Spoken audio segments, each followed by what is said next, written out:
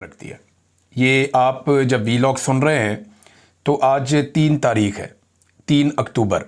और जो मैं बात आपको बता रहा हूँ ये 1 अक्टूबर को लेट नाइट, क्योंकि 1 अक्टूबर को ज़्यादा लड़ाई हुई थी आज़ाद कश्मीर में और गोली भी चली थी, बहुत ज़्यादा शेलिंग भी हुई थी।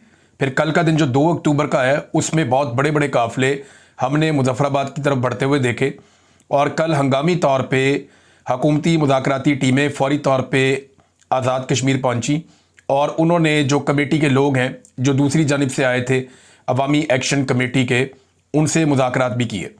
अब ये सब कुछ अचानक क्यों हुआ? ये परसों रात को जो इंटेलिजेंस एजेंसियों ने एक रिपोर्ट बनाई थी वो रिपोर्ट भिजवाई गई फौरी तौर पे इस्लामाबाद में जब वो रिपोर्ट मौसूल हुई तो रात के वक्त वज़ीर आज़म पाकिस्तान को जो है वो ये रिपोर्ट पहुंचाई गई और उसके बाद आपने देखा कि वज़ीर आज़म ने भी एक स्टेटमेंट जारी हुआ। फिर आपने देखा वज़ीर इत्तलात का एक स्टेटमेंट आया कि वज़ीर आज़म ने नोटिस ले लिया है और फलानी चीज़ें करने के लिए फौरी तौर पे कहा गया है।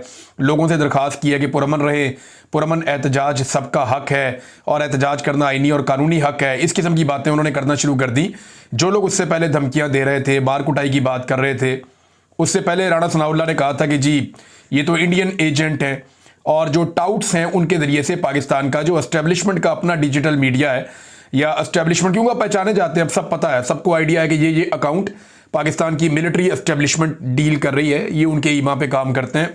तो उन लोगों ने ये बयानियां फैलाना शुरू कर दिया था। उनमें कोई दानिश्वर और कोई सहाफ़ी भी शामिल कर दिए गए थे कि जनाब गद्दारियों के सर्टिफिकेट बांटे।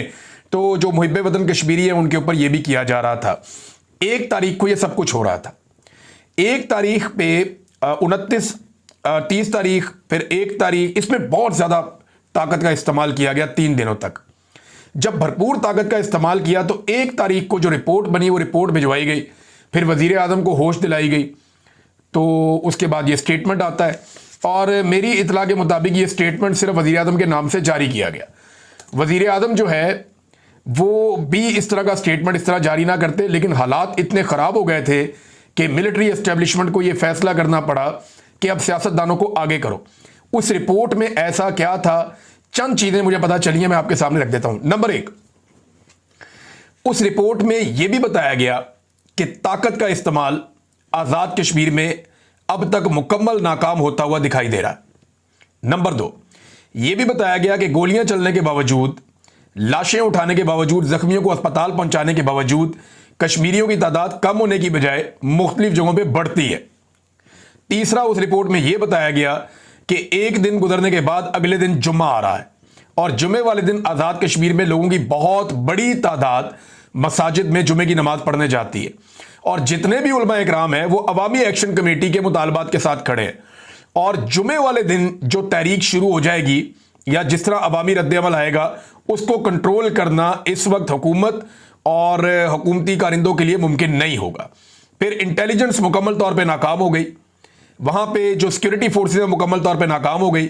लोगों ने सिक्योरिटी फोर्सेज के लोगों को ना सिर्फ फेंटी लगाई बल्कि जहां जगह पे लोग काबू आए उन्होंने वापसी का रास्ता दिखाया कि यहां से वापस जाओ। यानी जो बंदा सरेंडर कर देता था या पकड़ा जाता था उसको बिल्कुल आज़ाद कश्मीर के शहरियों ने नहीं मारा, बल्कि उन्होंने उनको रेस्क्यू भी किया। पुलिस के जवान जो शहीद हुए उनके बारे में यह क्लेम किया गया दूसरी जानिब से कि ये FC की या जो सिक्योरिटी फोर्सेज उनकी फायरिंग से शहीद हुए हैं।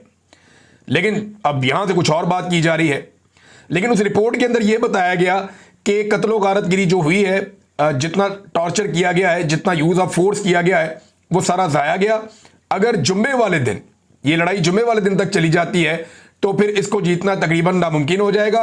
और लोगों ने किया क्या, लोगों ने पुलिस वालों के कपड़े उतार के वहां तारों पर टांगे हुए हैं, उनके जनाब उनका सामान छीन लिया, उनके जूते छीन लिए, उनकी पैंटें उतरवा दी, उनकी शर्टें उतरवा दी, उनका बाकी सामान जो है उनको जो जिससे मार कुटाई करते हैं वो सारा लोगों ने वहां पे पूरा एक एरिया बनाया हुआ है जहां सजाया हुआ है कश्मीर के अवाम ने। और